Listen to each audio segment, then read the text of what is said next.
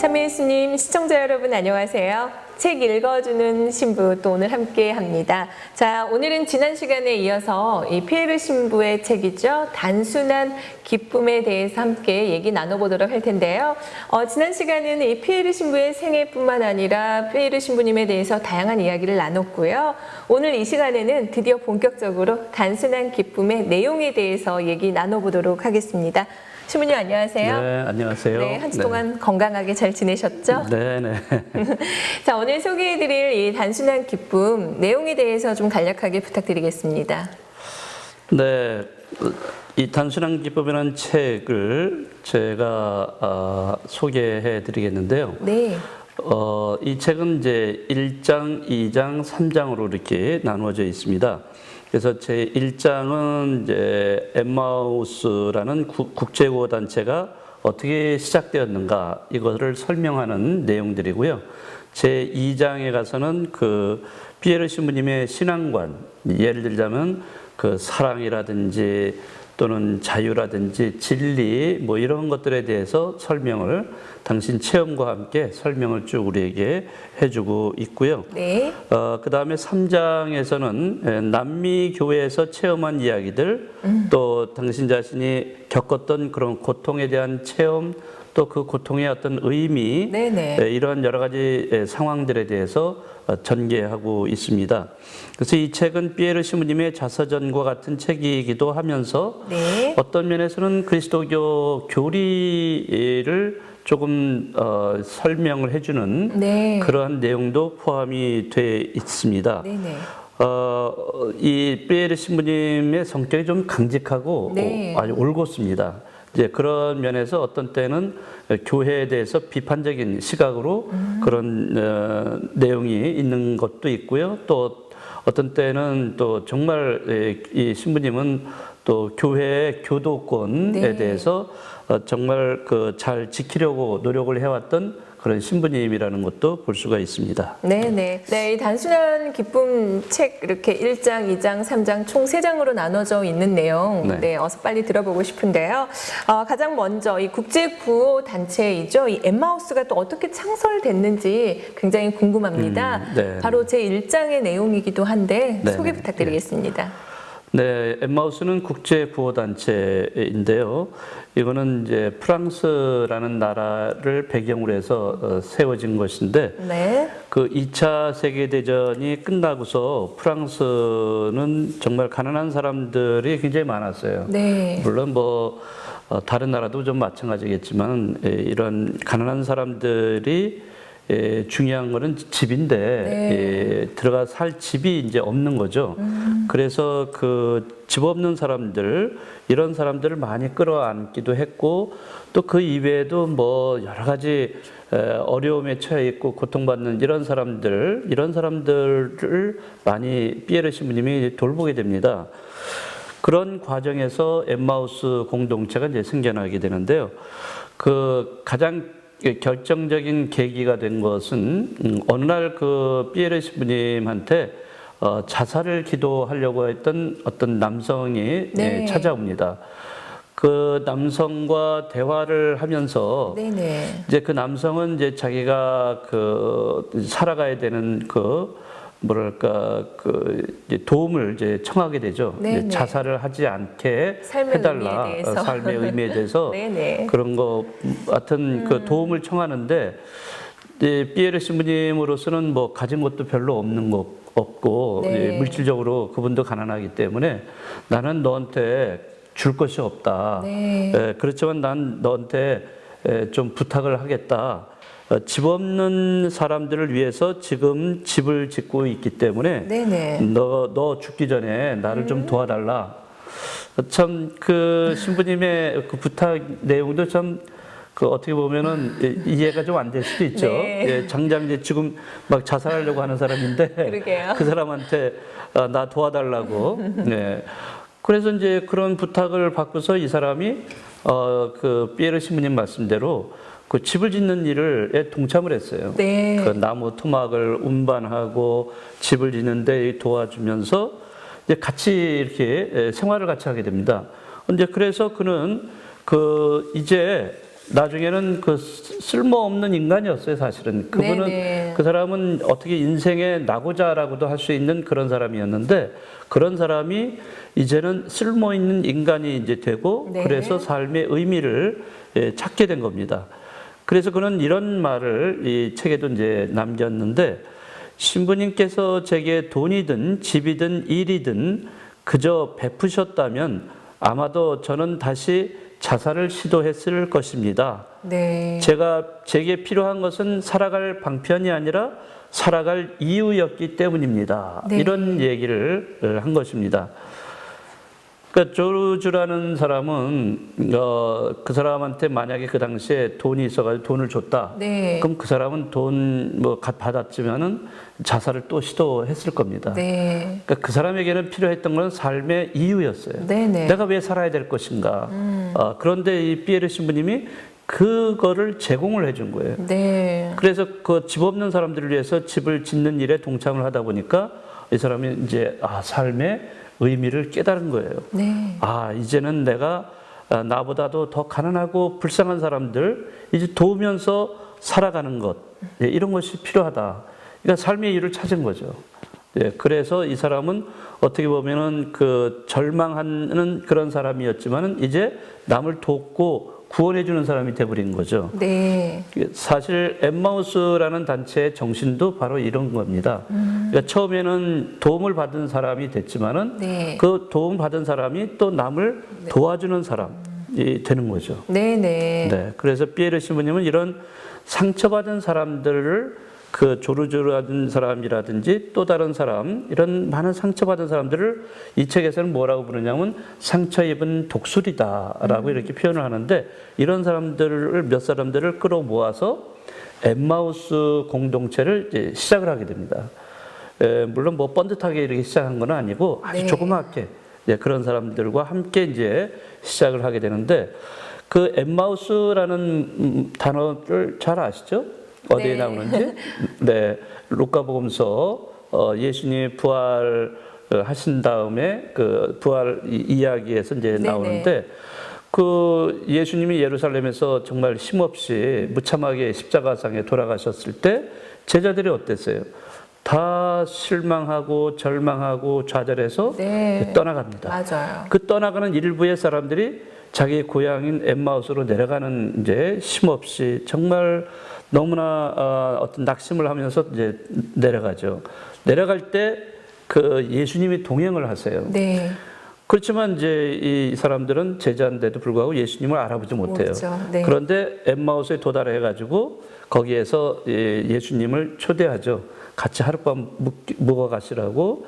그래서 이제 식탁에 앉아서 예수님께서 기도를 하시고 빵을 떼실 때 네. 제자들이 이제 눈이 열려가지고 부활하신 예수님을 알아보는 거죠. 네. 그러니까 어떻게 보면 엠마우스라는 것은 이제 그 낙담을 했던 제자들이 이 부활하신 예수님을 만남으로써 이제 희망찬 삶으로 변화가 되는 거예요. 네. 바로 이 엠마우스라는 이름을 왜 가지게 됐냐면 이 피에르 신부님도 이렇게 희망이 없는 절망 속에 사는 사람들이 이 엠마우스 이 공동체를 통해서 희망을 가지고 살아가는 사람이 되자, 그런 의미가 이 이름에 담겨 있다고 보겠습니다. 네, 이렇게 책신부님 말씀 들으니까 너무 쉽게 설명해 주셔서, 네, 이 그 엠마우스 빈민구 공동체가 어떠한 역할을 하는지, 어떠한 색깔을 가지고 있는 단체인지, 네, 이젠 알게 된 것 같습니다. 자, 그렇다면 이제 제2장의 내용 또한 알아봐야 될 텐데요. 이 2장에서는 피에르 신부님의 신앙관을 엿볼 수가 있다고 네, 했습니다. 네, 네. 네, 그렇다면 이 그분의 신앙관 어떤 것인지 설명 부탁드리겠습니다. 피에르 신부님은 아주 확고하고 네. 굳건한 그런 신앙관을 가지고 계셨는데 이 책에서도 그 신앙관을 이렇게 소개를 하고 있습니다. 이 세 가지 확신에 찬 그런 바탕에서 신앙관을 이렇게 구축을 하고 있는데요. 첫째는 바로 하느님은 사랑이시다는 네. 것이고요. 두 번째 확신은 당신 자신은 하느님께 사랑받고 있다. 네, 그런 확신. 네. 세 번째는 인간에게는 하느님 사랑에 대해서 사랑으로 응답할 수 있는 자유가 있다. 그 인간의 자유에 대해서 네. 이렇게 확신을 가지고 있는 분입니다. 네네. 이 신앙관, 확고한 신앙관을 토대로 해서 그분이 이 믿음을 사랑으로 이렇게 실천하는 그런 투사가 되게 된 거죠. 네. 조금 더 부연 설명한다면 하나님은 사랑이시다. 근데 많은 사람들이 지금도 그렇겠지만은 그 당시에도 사람들이 그 하느님을 굉장히 무서운 하느님으로 생각을 하는 거예요. 그러니까 내가 어떤 잘못을 범하거나 죄를 지었을 때 네. 하느님이 내가 하느님한테 벌을 받는다. 벌을 주는 하느님. 그런 무서운 하느님으로 이렇게 생각을 하니까 사실은 하느님은 사랑의 하느님이신데 네. 그 사랑의 하느님을 잘 모른다는 거죠. 이제 그런 거를 우리에게 알려주고 있고요. 두 번째 그분이 갖고 있는 확신, 신앙의 확신은 이 당신 자신이 사랑받고 있는 존재다. 이런 거를 그 확신을 가지고 있다는 거죠. 근데 이거는 우리가 신앙인이라면 누구나 다 가져야 될 것이죠. 네. 네, 우리는 그 노래도 있잖아요. 우리는 사랑받기 위해 태어난 네. 사람이다라고 너무나 좋은 노래라고 하겠습니다. 우리는 누구나 다 사랑받기 위해 태어난 존재. 그래서 예수님도 사실은 하느님 아버지에게 네. 사랑받는 존재였어요. 예수님이 세례받고 나오셔서 하늘이 열리고 하느님 아버지 음성이 들려오잖아요. 네네. 그럴 때 뭐라고 하시냐면 하느님 아버지께서 예수님을 향해서 너는 내가 사랑하는 아들, 내 마음에 드는 아들이다. 뭐 정말 네, 최고죠. 네, 최고죠. 내가 하느님한테 사랑받고 있다는 것을 확신을 할 때 네. 내가 어떻게 되겠어요? 내가 그런 사랑받고 있다는 것을 안다면 나도 다른 사람을 사랑할 수 있는 사람들이 되겠죠. 네. 그러니까 그게 바탕이 돼야만 정말 다른 사람을 사랑할 수 있는 거예요. 네. 그 다른 사람을 사랑을 제대로 못한 이유는 바로 하느님한테 내가 사랑받고 있다라는 것을 모르기 때문에 그런 거죠. 깨닫지 못하기 때문에. 네, 그런 거에다가 이제 세 번째는 인간에겐 자유가 있어요. 하느님의 사랑에 대해서 내가 거기에 응답으로 내가 또 하느님을 사랑하는 존재가 될 수도 있고 하느님의 사랑을 내가 거부할 수도 있어요. 네. 네, 그래서 그런 자유가 주어진 존재라는 사실을 이분이 이제 확신을 갖고 있다는 거죠. 이러한 신앙의 어떤 확신, 특히 사랑이라는 그런 거에 대한 확신을 가지고 사셨던 분이기 때문에 타인에 대해서 특히 고통받는 타인에 대한 그 사랑이 남다르지 않으셨나 네. 이런 생각을 가지고 있습니다. 네. 이렇게 정말 피에르 신부님은 당신의 확고한 신앙관을 바탕으로 해서 또 이 하느님의 사랑을 소외된 이웃들, 어려운 이웃들에게 이렇게 실천하셨던 정말 가슴 따스한 분이셨습니다. 네. 네. 우리도 그런 분의 이런 신앙 생활을 본받고 또 좀 더 확고하고 굳건한 신앙을 가져야지만 앞으로 더욱더 이 올바른 신앙 생활을 할 수 있지 않을까. 네, 이런 생각도 듭니다. 자, 이제 드디어 마지막 제 3장에 대해서 얘기 나눠보도록 하겠습니다. 네, 저는 이 3장이 굉장히 마음에 듭니다. 네. 네, 왜냐하면 3장이 어떻게 보면 가장 핵심적인 내용이 거기에 들어있지 않나 이런 생각이 들고요. 이제 그 확고한 이 피에르 신부님의 그 신앙관, 네. 이거를 바탕으로 해서 이 신부님의 세계를 보는 관점 또는 어떤 세계를 보는 그 눈이 이렇게 넓어진다고 할 수 있겠죠. 네. 넓은 그런 시야를 통해서 당신의 어떤 신앙관이 펼쳐지는 그런 모습인데요. 특별히 이 모든 인류 형제들에 대한 그 사랑으로 넓혀지고 있다는 것을 좀 알 수가 있습니다. 네. 피에르 신부님은 모든 인간에게 두 가지 길이 있다.